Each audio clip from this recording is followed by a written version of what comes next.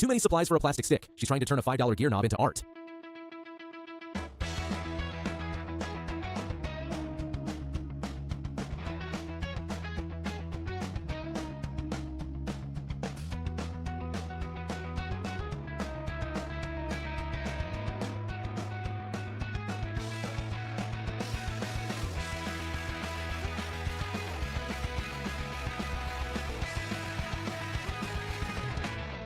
You poured resin, turned acrylic, and preserved a dandelion just to make a shift knob taller. The problem isn't the flower, it's the over-engineering. A tiny mechanical part gets bulky, fragile, and expensive, solving zero problems while looking like a desk toy.